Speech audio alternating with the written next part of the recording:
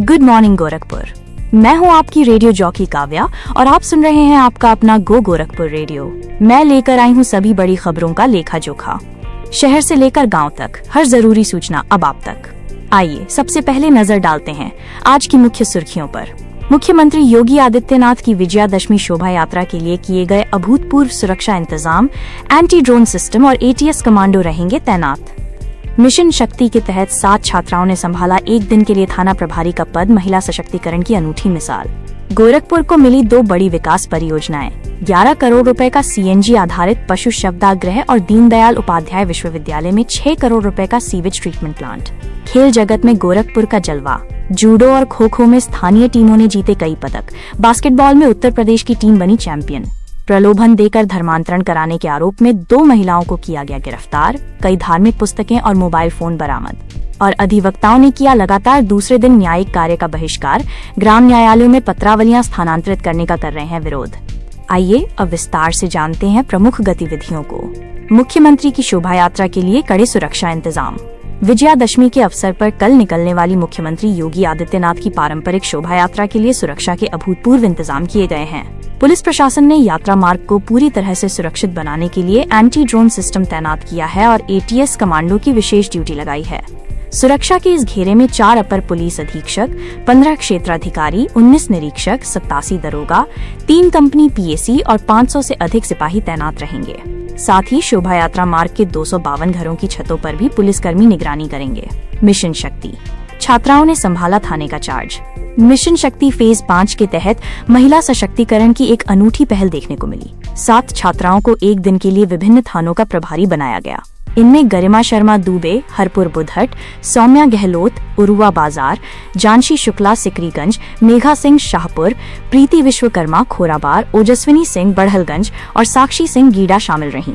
इन छात्राओं ने लोगों की शिकायतें सुनी और पुलिस की कार्यप्रणाली को समझा। गोरखपुर को मिली 2 बड़ी विकास परियोजनाएं। गोरखपुर शहर को कल 2 बड़ी नागरिक विकास परियोजनाओं की सौगात मिली है। नगर निगम 11 करोड़ रुपए की लागत से 20 टन क्षमता का सीएनजी आधारित पशु शवदाह गृह बनवाएगा। ये कदम राष्ट्रीय स्वच्छ वायु कार्यक्रम के तहत उठाया गया है। वहीं दीनदयाल उपाध्याय गोरखपुर विश्वविद्यालय में 6 करोड़ 11 लाख रुपए की लागत से सीवेज ट्रीटमेंट प्लांट का निर्माण शुरू हो गया है, जिसकी क्षमता 12 किलोलीटर प्रतिदिन होगी। सीडीओ ने की उद्योग बंधु की बैठक। मुख्य विकास अधिकारी शाश्वत त्रिपुरारी की अध्यक्षता में हुई उद्योग बंधु की बैठक में उद्यमियों ने बिजली, पेयजल, सफाई और गलत बिजली बिल जैसी समस्याओं को उठाया। सीडीओ ने अधिकारियों को प्लास्टिक पार्क और फ्लैटेड फैक्ट्री जैसी निर्माणाधीन परियोजनाओं को जल्द पूरा करने का निर्देश दिया। शिक्षकों के वेतनमान पर विवाद।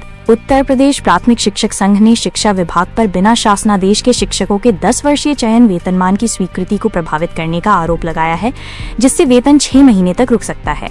संघ ने इस पर आंदोलन की चेतावनी दी है। अधिवक्ताओं का कार्य बहिष्कार।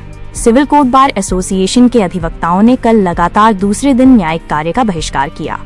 वे धारा 144 बीएनएसएस से संबंधित पत्रावलियों को ग्राम न्यायालय में स्थानांतरित करने का विरोध कर रहे हैं।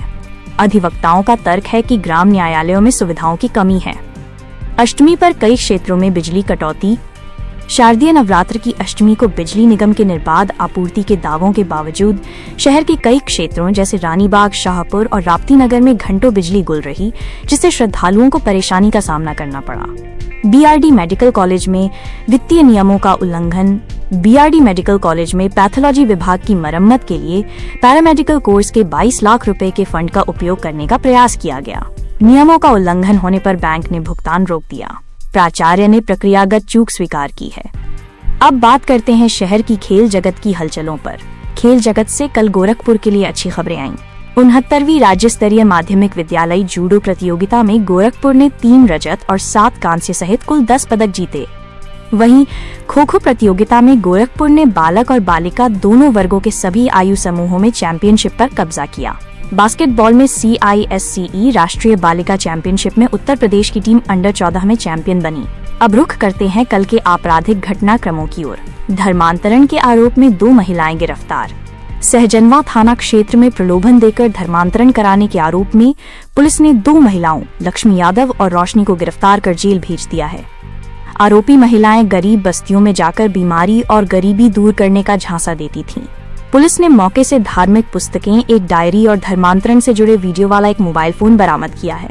एम्स में 3,21,000 रुपए का गबन। एम्स गोरखपुर में कार्यालय अधीक्षक राम अवतार पर बिलिंग काउंटर से 3,21,000 रुपए के गबन का आरोप लगा है। ये मामला 9 महीने पुराना है। अधीक्षक को निलंबित कर दिया गया है और एम्स थाने में तहरीर दी गई है। सड़क हादसे में युवती की मौत।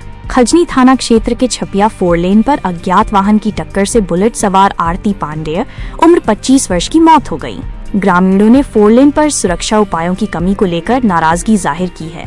डीडी फाइनेंस कंपनी धोखाधड़ी के आरोपी उपेंद्र नाथ जायसवाल और धनावती देवी की जमीन कुर्क की गई। साल 1999 में 100 रुपए की रिश्वत लेते पकड़े गए तत्कालीन लेखपाल सूर्य प्रकाश को 3 साल और सहायक चकबंदी अधिकारी सूर्य प्रसाद वर्मा को 1 साल की सजा सुनाई गई है। चौरी चौरा पुलिस ने संगठित पशु तस्करी गिरोह के सरगना इसराफिल और गुर्गे मोहम्मद सलीम पर गैंगस्टर एक्ट के तहत कार्रवाई की है। तो ये थी आज की सभी प्रमुख खबरें। गोरखपुर और आसपास के क्षेत्रों की हर जरूरी जानकारी के लिए बने रहिए गो गोरखपुर रेडियो के साथ। अपना ध्यान रखिए, सुरक्षित रहिए और सुनते रहिए गो गोरखपुर रेडियो। अब मुझे दीजिए इजाजत। नमस्कार। गो गोरखपुर रेडियो, शहर की हर खबर सीधे आप तक। हे दोस्तों, कैसे हैं आप? गोरखपुर की हर बड़ी खबर से अपडेट रहना चाहते हैं? तो अभी गो गोरखपुर रेडियो को सब्सक्राइब करें। यहाँ आपको मिलेंगे सुबह और शाम के ताजा न्यूज बुलेटिन, साथ ही शहर से जुड़ी हर जरूरी जानकारी के पॉडकास्ट। अब खबरों और सूचनाओं से अपडेट रहना हुआ और भी आसान। तो इंतजार किस बात का? अभी लाइक और सब्सक्राइब करें। गो गोरखपुर रेडियो, आपका अपना शहर, आपकी अपनी आवाज।